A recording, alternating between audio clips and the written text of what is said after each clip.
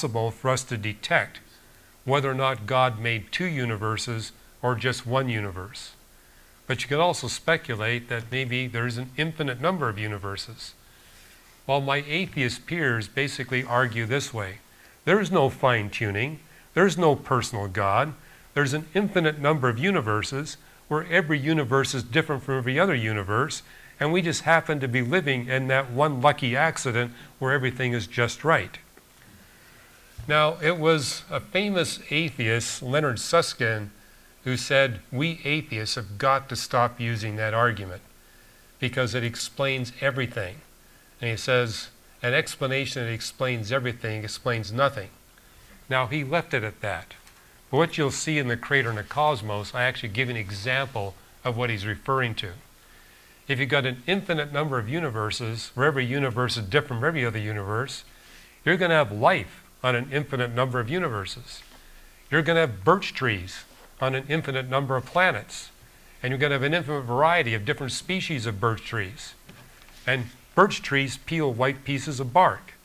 On one of those planets, you're going to have birch trees that peel 8.5 by 11-inch sheets of white bark that will fall on the ground where you got random chemicals in the soil that will imprint random markings on those pieces of paper, where those random markings will be looking exactly like everything in every research paper published by Stephen Hawking, Leonard Susskind, and every other scientist in the world. Which means all those research papers published by all those scientists, it didn't come from their minds, the multiverse did it. And you're basically exposing the philosophical inconsistency. We attribute intellect and design and what we produce, but we're unwilling to attribute it to the one that's responsible for the universe. Now, what you'll also see in the Creator and the Cosmos is I give a positive response. Okay, you got this multiverse explanation for the fine-tuning. You got the Christian explanation for the fine-tuning. We can put them to the test in this way. Let's continue to examine the universe in more detail. And the analogy I give is where you actually see someone flipping a coin, and it keeps coming up heads every single time. The coin gets flipped 1,000,000 consecutive times, you get 1,000,000 consecutive heads. Now, there's two conclusions you can draw. It's just a lucky accident that they all came up heads, or the coin has been designed to come up heads. And I would counsel you that if you see a coin come up heads 10 times in a row, don't bet on tails on the next flip. You want to examine both sides of the coin, because even 10 consecutive heads is an extreme improbability. But certainly if you see 1,000,000, you're going to want to look at both sides of the coin.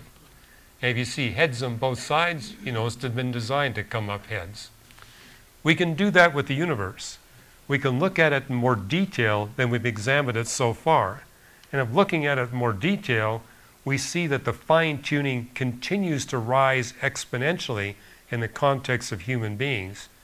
That tells us it's a personal God that's responsible for the fine-tuning.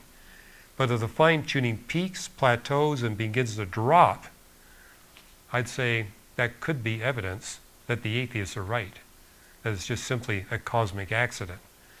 But what we've seen over the past 60 years, the evidence has been continuing to go up exponentially. It has never plateaued, it has never dropped. Which is why when I speak on this subject on university campuses, I tell the skeptics, if you're not convinced today, wait 1 week and see what happens in the course of the next week as you read the scientific literature. That's why I have a Twitter site that I devote to the latest scientific research papers that are giving us more evidence for this fine-tuning.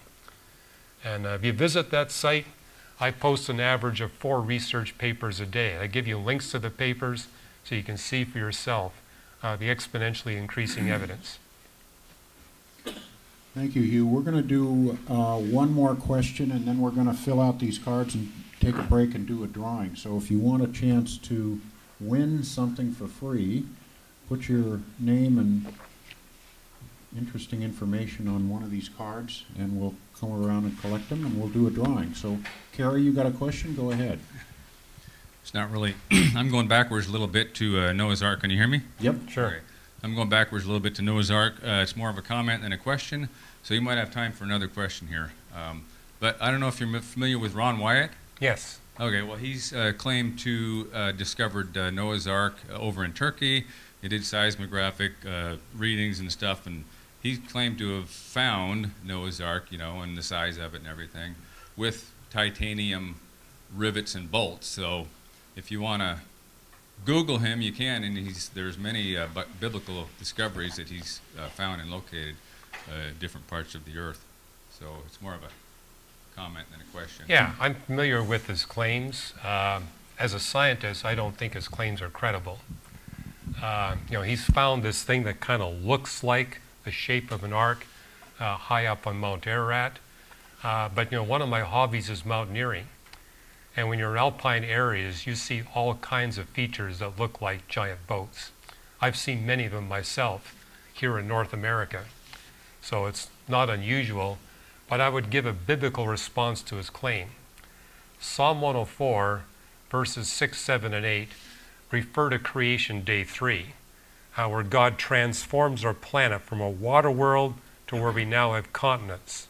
And what it says in verse 9 is, once the continents are in place, never again will water cover the whole face of the earth.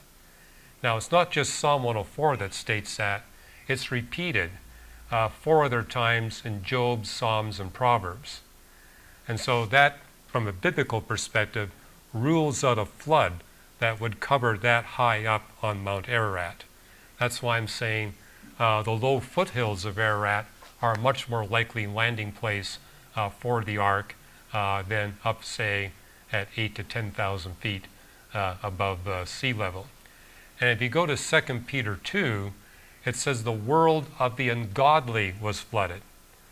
And so the very fact, in fact, what you see in 2 Peter 3, it says cosmos tote was flooded, the world that existed at that time. The significant point there is that Peter is seeing the need to put adjectives beside the Greek word cosmos. If he really meant the entire planet, it would have been world without any qualifications. But the fact that he qualified it twice tells us he's saying, hey, we're not talking the Roman world, we're talking the world of Noah. And the world of Noah was different than the world of Rome. And the world of Noah would have been smaller than the world of Rome. And so the world of the ungodly would be the entire extent of planet Earth where ungodly people and their animals dwelt. That's what God destroyed with the flood. But you see in the Bible itself that humanity did not begin to spread out until after the flood. In fact, God was basically commanding Noah. I told Adam, multiply and fill the earth. He didn't do it. I'm now telling you to multiply and fill the earth. But what you see in chapter 11, the descendants of Noah, just like the descendants of Adam, refused to obey God's command. So what does God do? He forcibly scatters humanity over the whole face of the earth. But that implies that people living at the time of Noah were living in one region of the earth. They were not globally distributed. So there's no need for God to flood Antarctica or Greenland or Australia or to flood all the way up to the top of Mount Ararat.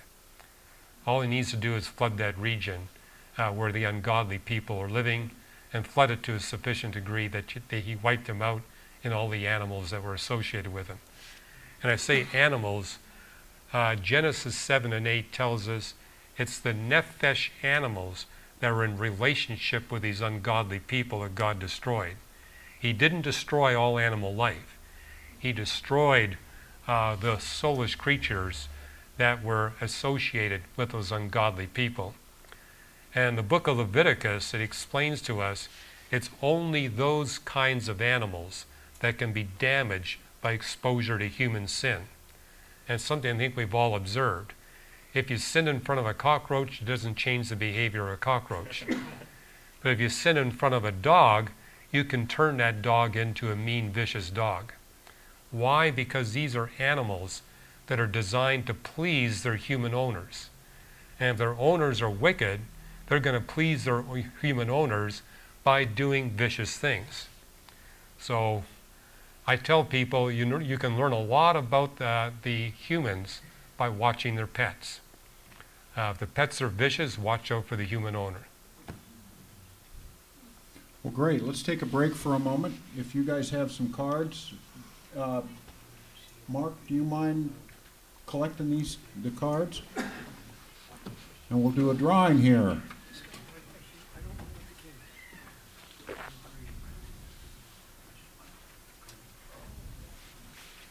Getting a lot of Genesis questions. I've got another one here. Oh, good. Yeah. Yeah. Well, it's different from yesterday. Yesterday was all global warming. Interesting. No, I find that it's easier to resolve young Earth issues by talking about the flood than the age of the Earth. That's a good. Yeah. That's good. People don't realize global flood gave rise to young Earth, not the other way around. The global flood came first. We had a question that came yesterday that starts about half the 8 billion humans are. I didn't get it. You can go to the microphone if you want to avoid texting. Another question now. This is her question from yesterday. It's not Okay. my question. All right. Resend the message. I know I'm sending it to you, Russ Humble, right? That's right. I got your number. You got it. I just sent it to you. Nope. What number do you have? Well, you've got. Yeah, number's right there. I'm sending it to that number. That is your number, right? Yeah. It was off a digit when we started, but it's right now. How we doing, Mark? Waiting on one more card. Last chance to get your cards in. No pressure though, right? No pressure. Anybody else? All right, let's get this going, Hugh.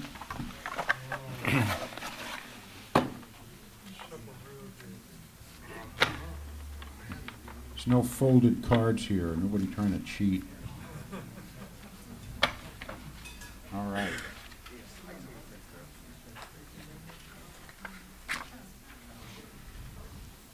Joanne Perota. Joanne? Oh, well, she might be somewhere else. We'll take another one.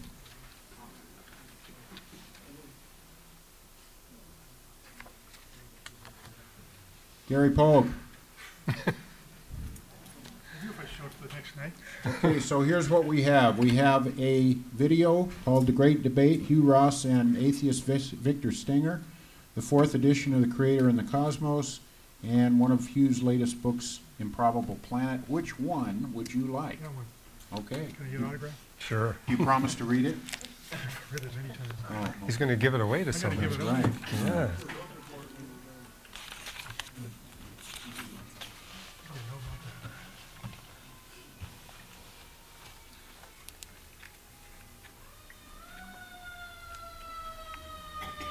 Well, I'm gonna draw this one. All right.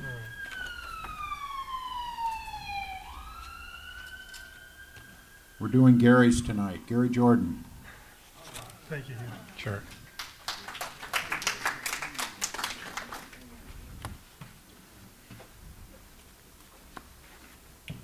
Let's see. Right there. There you go. Great book. All right, let's draw one more, Hugh.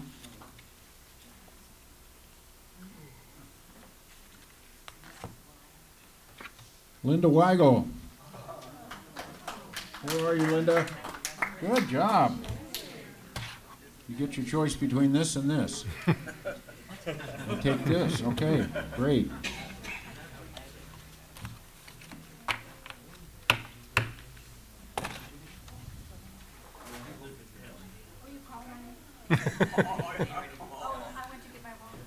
Well, we'll see if we can get you something. Come and see me after.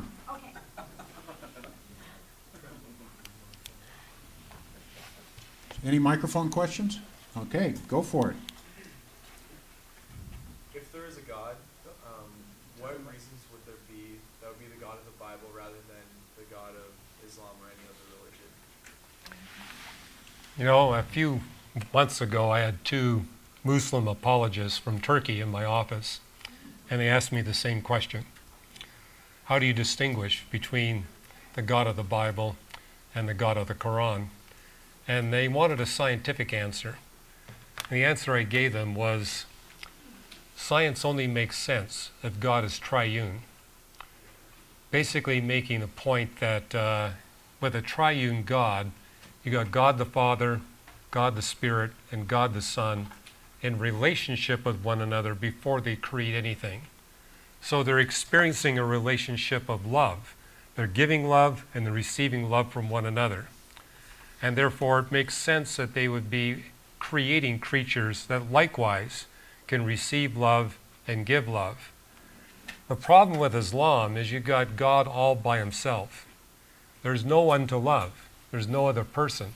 Love by definition requires the existence of at least another individual for which you can receive love from and give love from. I'd also say that's a critique of the way Jews interpret the Old Testament, because your traditional Jew believes that, once again, God's all by himself. And so the fact that we humans experience love, I would argue, is a problem for strict monotheism. However, when you look at, say, the God of Hinduism and Buddhism, you've got millions of gods. And Hindu theology tells us they all got different plans on what they want to see creation look like. And so the Hindu worldview is that the record of nature should reveal that multiplicity of creation plans. But that's not what we see in the scientific record. The scientific record speaks of a single plan, a single purpose, a single mind that's behind all of creation. And that's the Christian doctrine of the Trinity. You've got three persons, one essence, one purpose, one plan, one mind, one set of character attributes. You get the same character attributes from all three beings. They're not arguing with one another about creation plan. They all agree, and the scientific record reveals that. That explains, I think, why so many people raised in a Hindu worldview in India who are now studying engineering and science are recognizing that what they're seeing in science and engineering is inconsistent with what they've been taught theologically. That there really is this beautiful harmony and consistency that's ubiquitous throughout the sciences. But what I was sharing with those two Muslim apologists, I mean, one of the core mantras of Islam, nothing is greater than God. Of course, they say it in Arabic. However, if you've got a being who has no experience of love and no capacity to give love, creating beings that do, in one context, that makes us human beings greater than God. And so they got a problem where you've got this being who's not able to experience love, suddenly creating beings that do. Or to put another way, in Islam, and likewise in traditional Judaism, God must create to experience love. Whereas in Christianity, creation is an option. God is not compelled to create. He's fully complete and satisfied without creating anything. Creation is a free choice, whereas in Islam, creation is a necessity. And in that context, it makes God less great than he otherwise would be. Interesting thing was these two Muslim apologists responded very positively to what I was sharing. And so they were basically saying, this makes a lot of sense. We've always misunderstood what you Christians think about the Trinity. In fact, most Muslims I run into think the Trinity is God the Father, God the Son, and Mary. They leave the Holy Spirit out. And they think we deify Mary, and that's why they think that what we teach is blasphemy. The idea that we're attributing deity to Mary. But it's simply a misunderstanding of what we Christians believe and what the Bible teaches.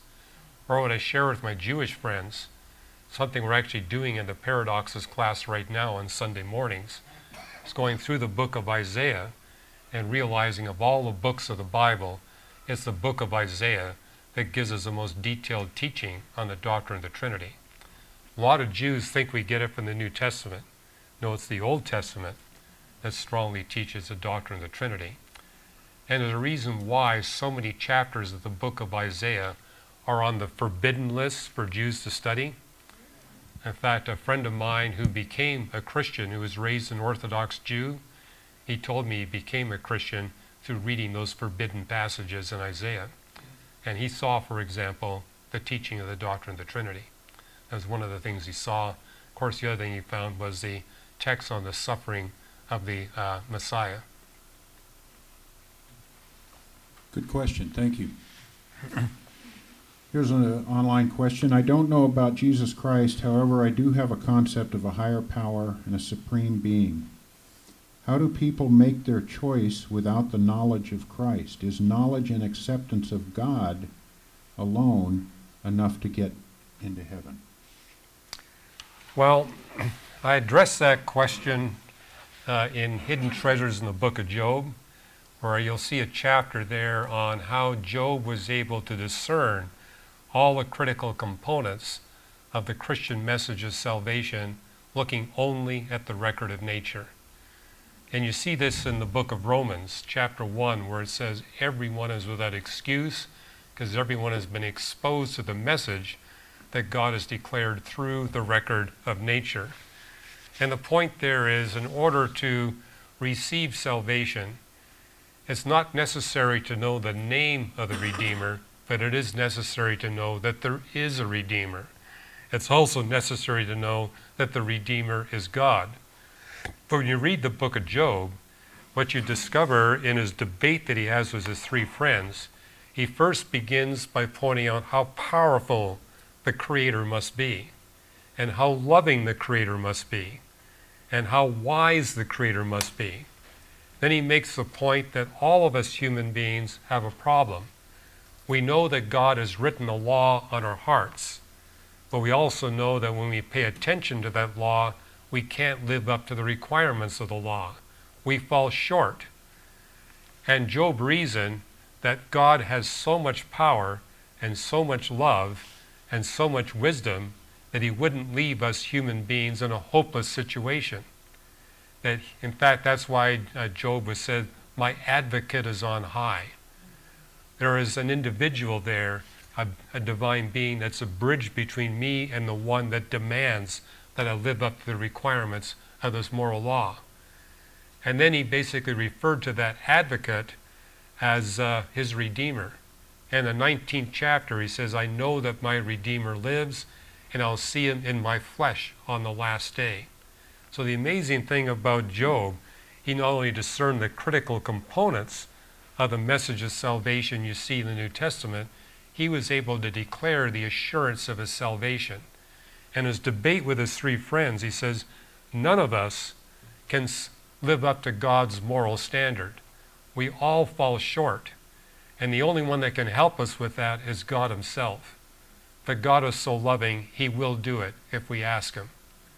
And that's why God intervened at the end of the debate and said, "My servant Job paid attention. The rest of you didn't." And it's interesting how the book of Job ends. Where the book of Job talks about these animals that God designed to serve and please us and relate to us. And he says, notice that the goat that I gave you is easy to tame. Notice that the cow is difficult to tame. And pay a particular attention to the Leviathan and the Behemoth. They are the two that are the most difficult to tame. But then he makes a segue in the 42nd chapter, the last chapter of Job. He says, these animals were designed to relate to a higher being. I designed you to relate to a higher being. And just like these animals, some of you are easy to tame and some of you are difficult to tame. But notice it takes a higher being to tame these animals. Likewise, it takes a higher being to tame and bring humility into a proud human heart. That's how the book ends, where God says, none of you can bring humility to a proud human heart. Only I can do that. Job came to me for the humility he needed. The three of you did not. And so I'm asking my servant to pray for you that you would be granted the humility to do what Job has done. But it basically answers that question. Everyone has heard the message of salvation. because everyone's been exposed to the record of nature. And I would argue that's even true for people that experience severe mental handicaps. I mean, we've had a number of them actually participate here at the church, because we used to have a facility across the street. And the interesting thing is, they may not be able to talk, but you could tell they had a relationship with the creator of the universe, just from their very demeanor and the joy that was in their heart. And the whole point is, you don't necessarily need a lot of education or intellect. As it says in the first chapter of John, the Gospel, it says, God's light has gone into the heart of every human being. That includes even the fetus who's not yet born. God's light has gone out to every human being. If that human responds to the light, they proceed to salvation. If they reject the light, they proceed to condemnation. But everybody's gotten more light. Also, there's a promise there. If you receive the light that God gives you, God will give you more light. He will set circumstances in place for you to get more light. Thank you, Hugh. Go ahead, sir. Oh, hi.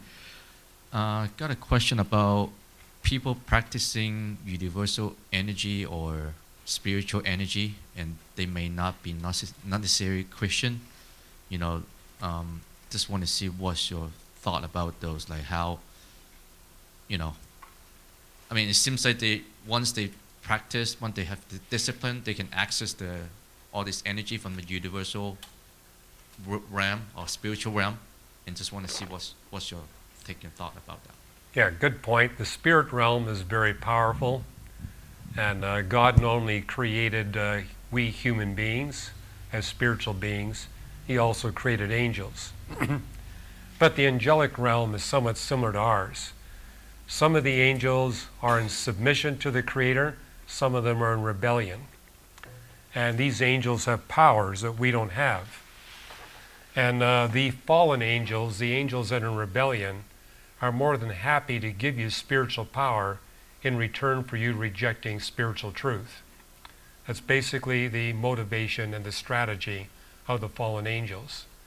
No doubt that the power is out there, which is why the Bible warns us to avoid opening doors to the occult. Because you open doors to the occult, you're opening yourself up to this evil spiritual influence. And these spirit beings will give you power, but it comes at a price. One of the books we got there in the table is called Lights in the Sky and Little Green Men, where we treat the UFO phenomena from a scientific perspective. And basically we give you the evidence that, well, I'll put it this way. Most of the things that people report as UFOs are not UFOs. But there is a residual where the UFO phenomena is non-physical but real. An example would be a UFO that speeds through the atmosphere at 20,000 miles an hour and crashes into the Earth. As it goes through the atmosphere, no sonic boom, no heat friction visible on the object coming through the atmosphere. And when it hits the ground is depressed by a foot or two, the snow is melted, the vegetation is damaged, but there's not one bit of debris or artifacts at the site. Now, if it's a physical object, you're going to get a sonic boom, you're going to get heat friction, you're going to get debris at the crash site.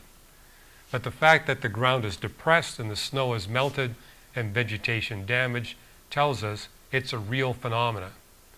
Now, it explains why one of my former professors, Carl Sagan, said UFOs are not real. Because in his worldview, there is no possibility of non-physical reality. From his worldview perspective, the only things that are real are physical things. But from my Christian worldview perspective, there's also non-physical reality. And so the book basically documents the evidence for that non-physical reality. But also makes a scientific claim that if you open those doors, you're going to have these experiences. And they're not going to be pleasant. They'll be deleterious. And if you close the doors, that'll stop it. So what I'd say at the end of the book is, if you're having these UFO encounters, one way you can get rid of them is simply close all the doors to the occult in your life. That'll be the end of your UFO experiences.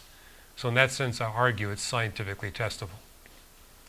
The other scientific test we performed is, I've spoken on this subject around the world, and in countries where you have a lot of occult activity going on, a much higher percentage of the population is having encounters with UFOs.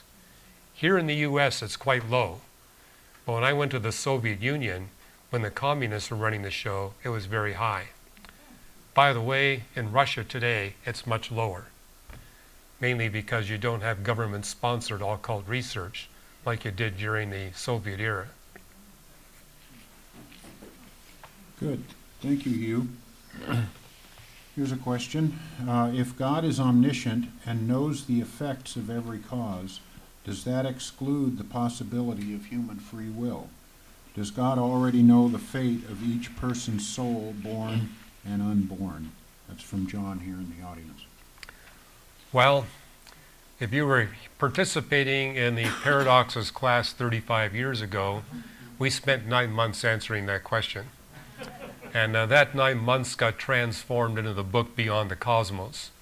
And it is over there in the table. So if you want the detailed answer, that's where it is. But I would argue it can't be either or. It's got to be both and, because the Bible teaches both. In fact, one of the things we did in that class is we went through the entire Bible and collected all the Bible passages that talk about God granting us human beings free will and holding us responsible for our free will decisions. And it's about 1,500 different passages.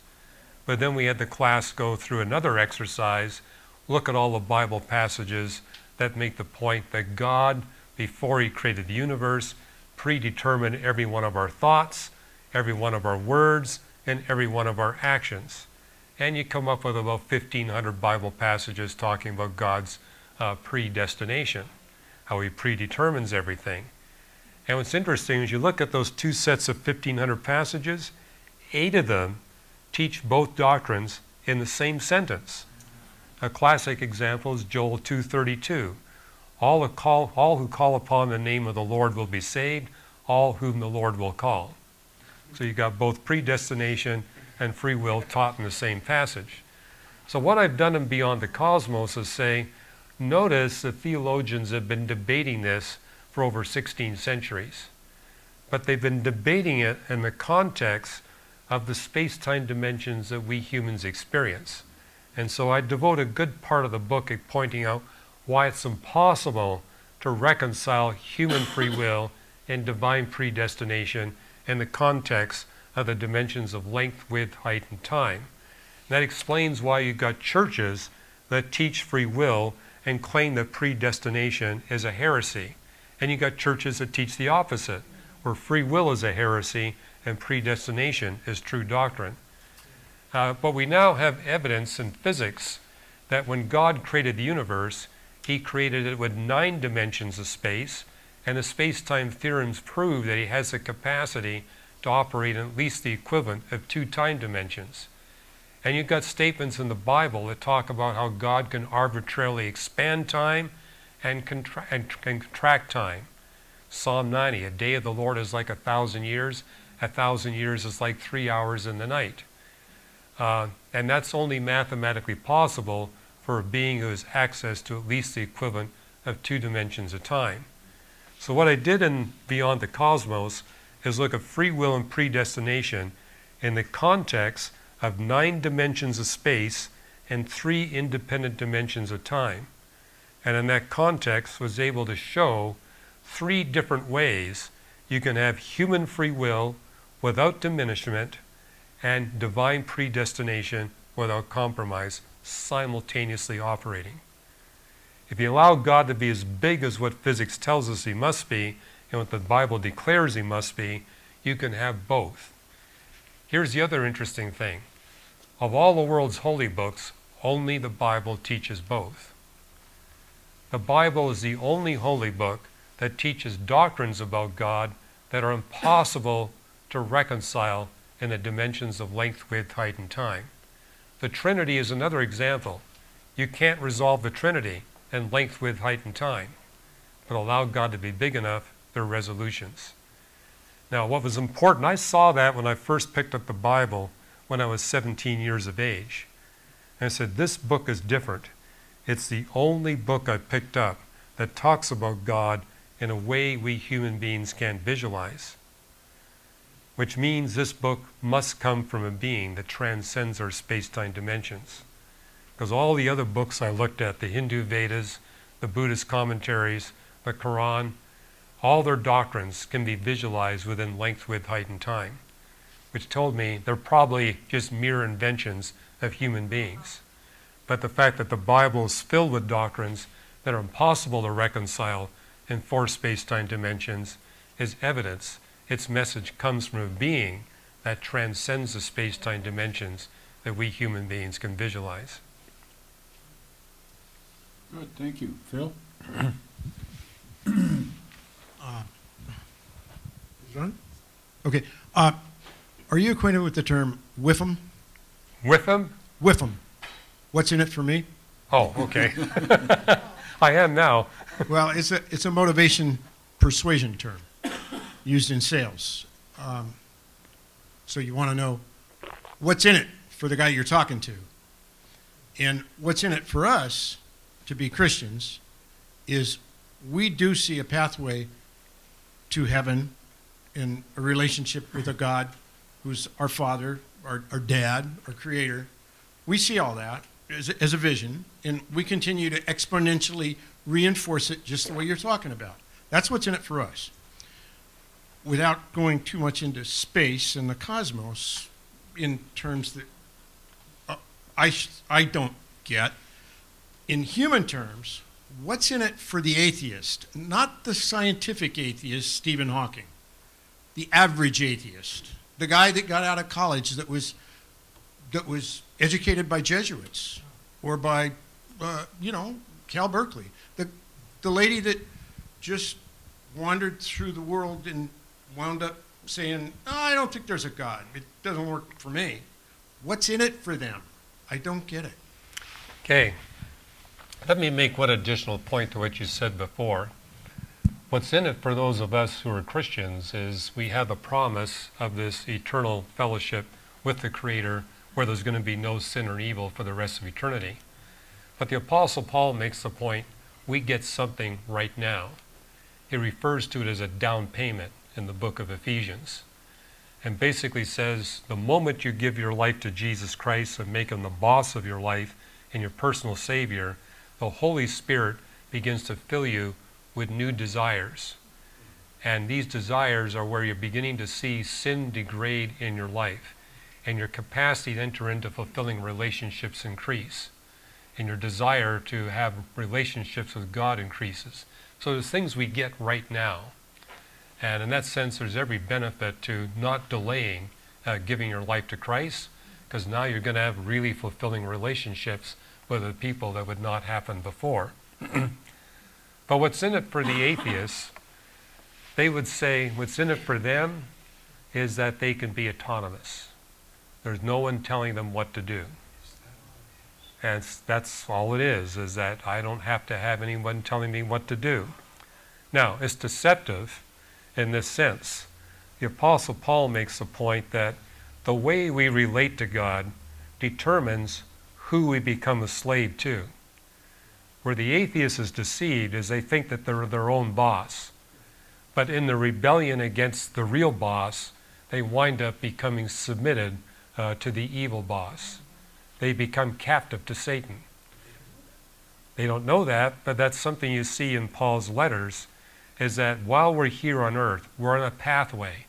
We're either on a pathway to becoming captive to the will of Christ or captive to the will of Satan. None of us are going to be the captain of our own fate. By the very decisions we make, we're either moving to eternally secure relationship with the Creator of the universe, or we're going to be in eternal slavery to the one who's in rebellion against the Creator of the universe. And so that's a deception. We think that we're in charge. No, we're basically moving one direction or the other. They don't know that. Well, it also tells us in Romans 1 that when we reject God And when we begin to worship the creation instead of the creator, and that's basically what I see with my scientist friends who are non-theists. They're worshiping, but they're worshiping the creation, not the creator. And it says when you do that, your mind becomes darkened, and you begin to lose your sense of logic and rationality. And so that's what I think stops them from seeing, wait a minute, I'm becoming a slave to my lusts. And so they don't realize that they're falling into habits that are enslaving them. And sometimes when I talk to them, it's just point that out. I mean, where are you today relative to where you were 10 years ago? What are your relationships with women like? How about your finances? And just try to help them see that they're on a pathway that they may not like. You're talking, if I may, you're talking about the atheist who behaves rather badly. I'm talking about the atheist who lives all things in moderation, paid attention to all the rules, behaves well with everyone all the time, does not wreck relationships, but causes to increase relationships. I'm talking about that guy. Yeah. And I know those guys. Well, my parents were like that until they became believers. I mean, very hospitable people, and they really prided themselves in all the good works they did for the community. My mother was a cancer nurse, and she got cancer and spent her last 26 years as a cancer patient, reaching out to other cancer patients and helping them deal with their suffering. So they were prided themselves in their good works. But there came a point in their late 70s where they realized these good works really aren't of any value whatsoever. I mean, from an atheistic perspective, what's the point of doing good works? I mean, if there is no morality, why bother? And so those kinds of issues began to impact my parents. What I also discovered is the good atheists often justify their atheism by saying, this God that you Christian worship can't be a good God like I am. My mother would say that repeatedly. You know, God lets good people die and evil people live. This isn't a good God. Yeah, it's like, I'm better than this so-called God that you look at. And what they need to recognize is there really is an answer to the problem of an all-powerful, all-loving God briefly exposing us to evil and suffering. And from my own perspective, that was a turning point for my mother. Because, well, I tried for 30 years to talk to my mother about the problem of evil. And she would always cut me off and change the subject and insist that there was no possibility from a theistic perspective that she could ever answer the problem of evil. You know, I got around that. One Christmas time, I sent them a DVD of a talk I gave on the problem of evil. And I got a call from my dad saying, for the first time in your mother's life, she wasn't able to interrupt you. And what she kept saying throughout watching the DVD is, why didn't you tell us this 20 years ago? But that was the start of her giving her life to Jesus Christ, simply realizing her answer to the problem of evil really was not an answer. I mean, for example, to say that there's evil here because there's no God actually underestimates the degree of evil that exists. There's way too much evil in the world to attribute to Darwinian mechanisms or to entropy or thermodynamics. It's way beyond that. I mean, how do you explain the evil of a Joe Stalin or an Adolf Hitler unless there's a supernatural evil being in opposition to a morally perfect being? There's way too much evil in the world. And that's why I tried to explain to my mother, but she always cut me off until I sent her that DVD. Yeah. Thank you, Hugh. Let's take our next question from the microphone. Yes, I was just curious if you have an opinion on the Shroud of Turin. Obviously, there's all the evidence that was brought up from the Shroud of Turin research project back in 1977, and then the carbon-14 dating that was done in, I think it was like 1987 or 88, that put it, dated it in the 1500s.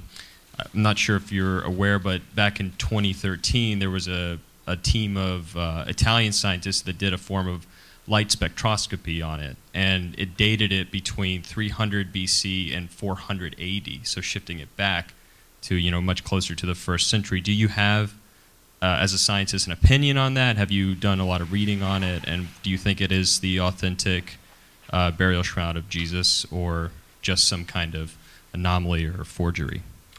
Well, I see evidence on both sides of the debate. I mean, the carbon-14 date that was performed here in Pasadena basically said the 1300s. Now, what's interesting about the 1300s, that was a time when there was a lot of sales of relics of Jesus going on. It's the same century where they sold 16 tons of wood from the cross of Jesus. I guess that's why Jesus needed help carrying that cross. And they sold a lot of water from the drinking cup that he had. And so some have argued, well, this is evidence that it's a forgery, but also argue that it had to be a very good forgery. And if it is a forgery, they actually crucified somebody to death in order to get everything exactly right. Because they said what they noticed is they had the holes in the wrists in the right spot, the holes in the feet in the right spot. And the body actually had all the evidence of having been crucified.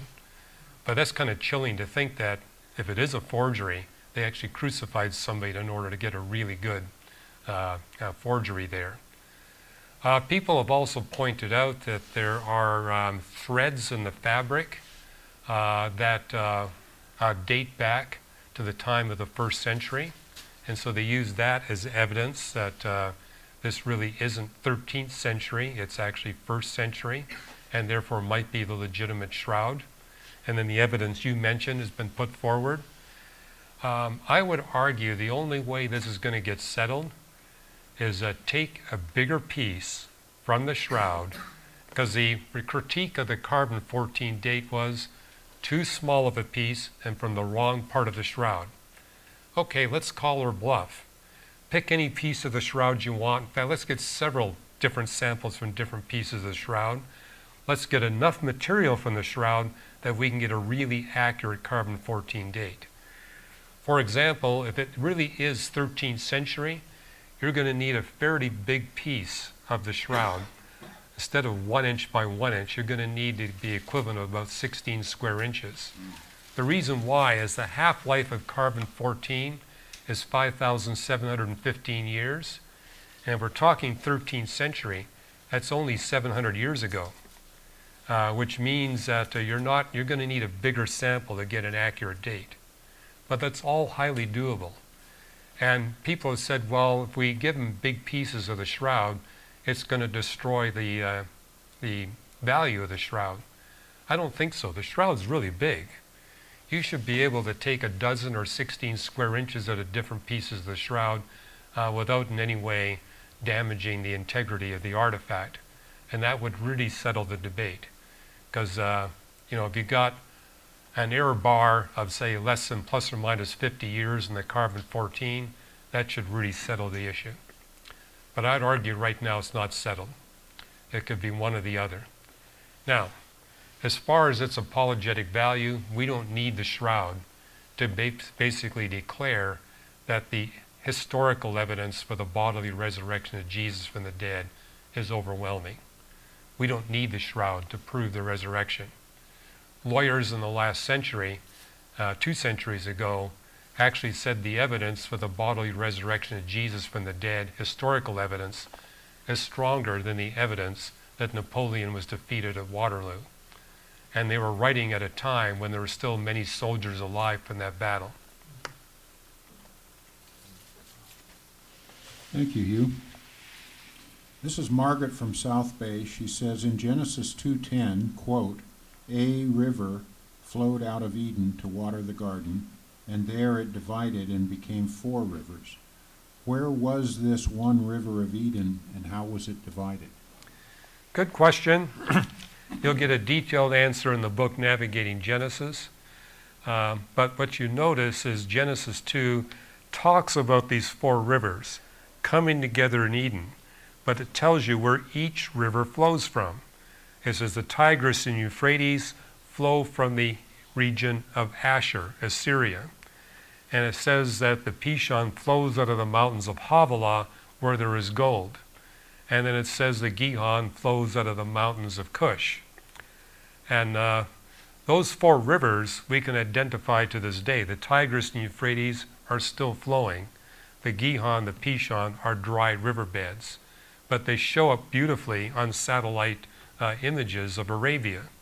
The mountains of Havilah are the mountains of west central Arabia. And it's the only place in Arabia where you can find gold. And you see a sinuous riverbed flowing out of there into the south part of the Persian Gulf.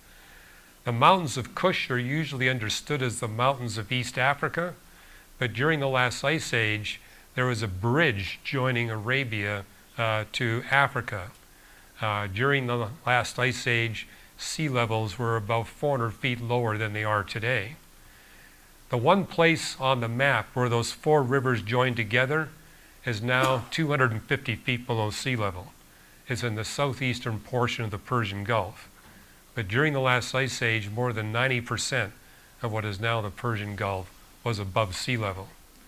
And it's also a place where you got a huge underground aquifer, because the text also talks about water coming up from below to water the Garden of Eden.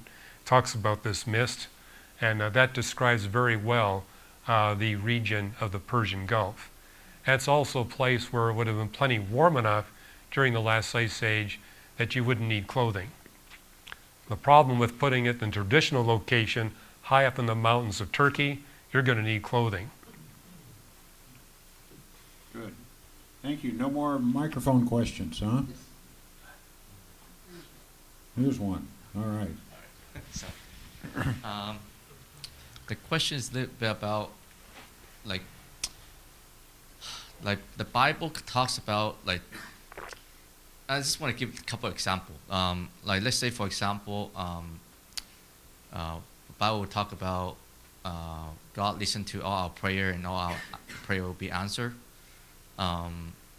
But is the Bible talking about not in the physical world? Is it talking about more like including eternity? Because I mean, obviously in physical world, right? Not everything is being answered, right? But you know, so that's one question. And the other question is sometimes I just feel like, you know, let's say when church is running a evangelical thing, they talk about, oh, okay, being a Christian, simple, just, you know, very simple, just accept Christ, you know, just, it's a simple thing.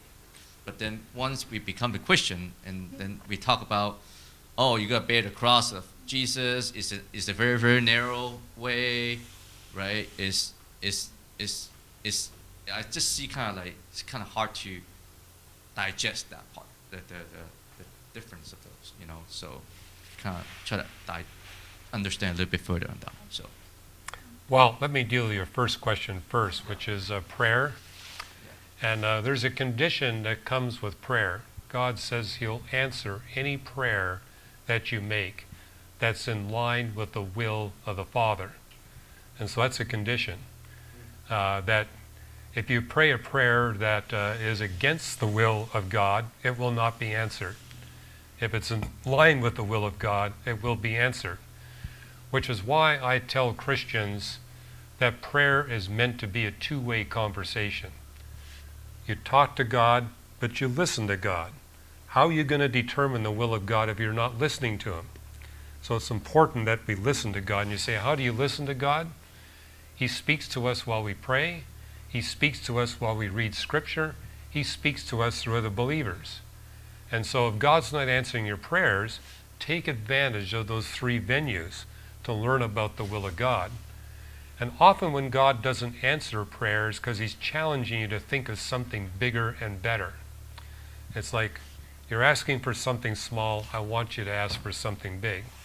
Or he's got a different timeline in motion. I mean, I was talking about my parents. I prayed for 30 years that they would become Christians. And what I discovered in the case of my mother is he wanted my mother's 5 nursing friends to come to Christ as well. And I realize in hindsight, after seeing their response, if my mother had become a Christian first, it wouldn't have happened for them. And so that's why God had it delayed, because again, he had a bigger objective in mind. And I lived long enough to be able to see what that bigger objective was. Often we don't see it. We just have to trust that God's got his reasons for doing the things the way he does them. So that answers your first question, I hope. If it doesn't, we can talk some more. Your second question I'm a little struggling with is about church and the fact that we're called to a narrow way where there's much suffering. And what you see in both the letters of the Apostle Paul and the Apostle Peter is that we're really dedicated to living the Christian life. We will suffer more than the rest of the population. So he's making it clear, becoming a Christian is basically volunteering to suffer more than you'd otherwise would suffer. But both of those authors also make the point that when you commit yourself to suffer on behalf of Jesus Christ, that suffering is going to bring you overwhelming joy. A very inadequate example I can give you is my experience as a professor. My really good students want to suffer at my hand. In fact, they challenge me to make them suffer more. And they really enjoy the suffering I put them through because they see all the learning they're getting and the preparation they're getting for a future career. And I can remember that as a student. Where I really got thrilled was when the professor would give me a really challenging problem to solve or an experiment to do, and just really rising up to that challenge and discovering what I was able to learn through that and how it was preparing me for a future career. That's what motivated me. I would not trade that suffering. I wanted that suffering. And I think that's what Paul and Peter are talking about, is that God's going to use the suffering he takes you through to have a dramatic impact on the lives of other people that you encounter. And it's amazing how many people are brought to faith in Christ simply by observing the suffering that God takes his people through. And this is why James said, consider it pure joy when God takes you through trials of all kinds, because of the benefit that's going to come from those trials. But we have to be patient. Sometimes it takes months, even years, before we say, that's why God took me through that. Now I understand. And now I appreciate he chose me to go through that. Thank you, Hugh. We have a good text question here. This is from Ilram in Burbank, California. He was here yesterday with us. He says, I am agnostic and would love to choose to believe in Jesus. However, there is a dichotomy. If God created everything, then he created emotion, temptation, thought, choice, sin, evil, hell, etc. So if we felt tempted and thought to choose in committing sin to do evil, then why punish us at death for eternity? This to me is either a not all-loving God or a God that did not create everything. Could you comment on that? Yeah, very good question. There's a promise in Corinthians that God will never allow us to be exposed to temptation without giving us a way of escape. In other words, he's not going to tempt us beyond our capability to deal with the temptation. But it raises the issue, why would God tempt us in the first place? And I think to answer his question, I would take him back to the Garden of Eden, where you got Adam and Eve in the garden. And God had the option to keep them isolated from temptation and evil for the rest of eternity. But for some reason, God said, I'm going to actually bring this guy Satan into the garden. And I think he knew ahead of time that Satan, being the most powerful creature he ever made and the wisest creature ever made, that Adam and Eve were not going to be able to stand up to that temptation. But one thing that Adam and Eve did not have that we have the potential of achieving today is eternal security. They were in the garden. They had no sin, no evil, If God had kept Satan out of the garden, they could have been free from that, from all, but then their free will wasn't tested. And the advantage of having us exposed to temptation, and especially the advantage of exposing us to the greatest temptation possible in the entire scope of God's creation, is that gives us a pathway to eternal security, where we can retain our free will and yet never use that free will for evil intent ever again. And I will give you, again, an inadequate analogy. If you go to my office, you'll see a little plaque there that says PhD on it.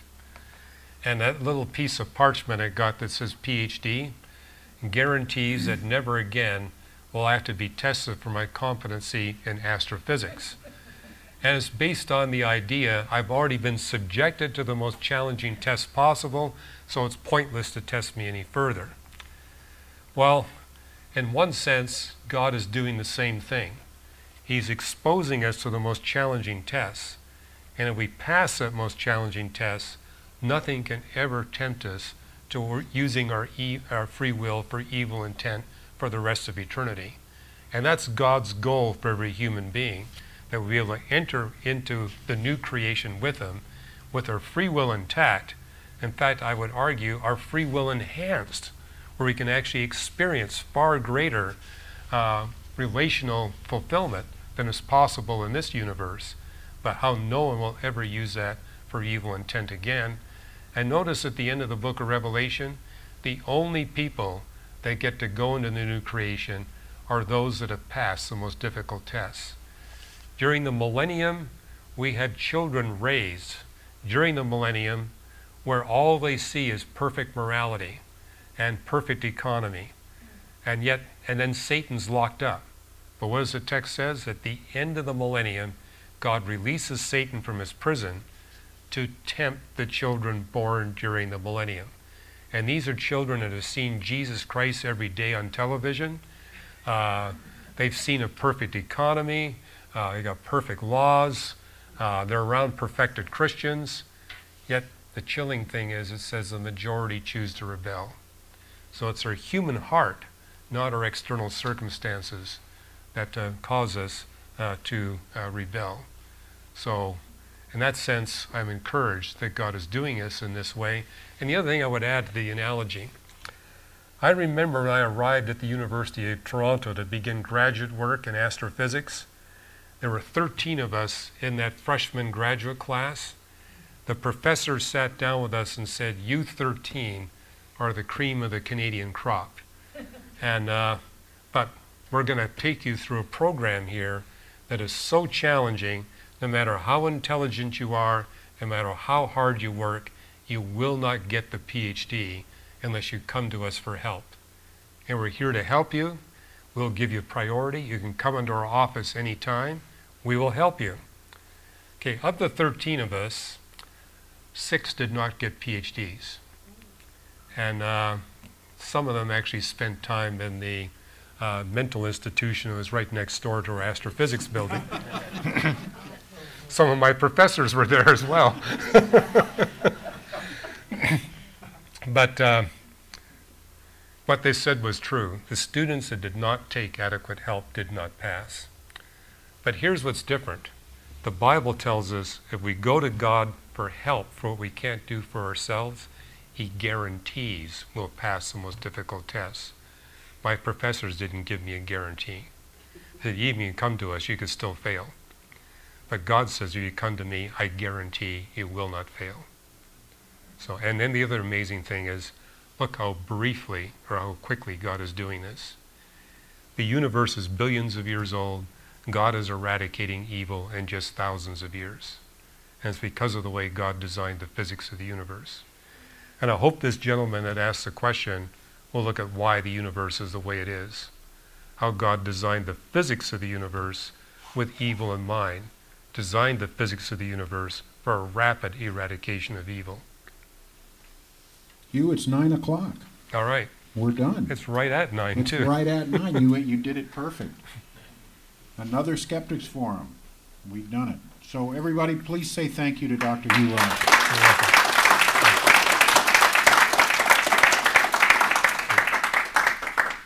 For those of you in the live audience here, you've been stretching your brain listening to this. I'm going to ask you, if you can, to stretch your muscles.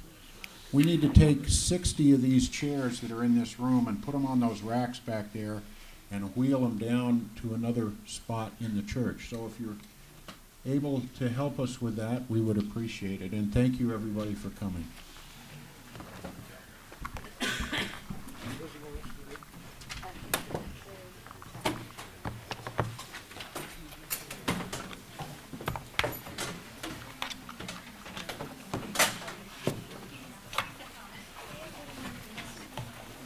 Ah, yes, thank you.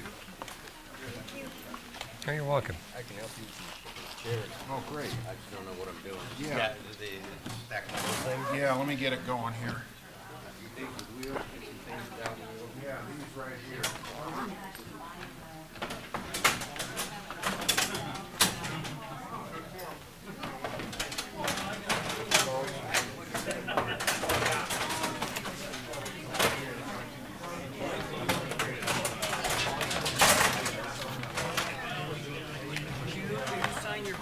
Sure.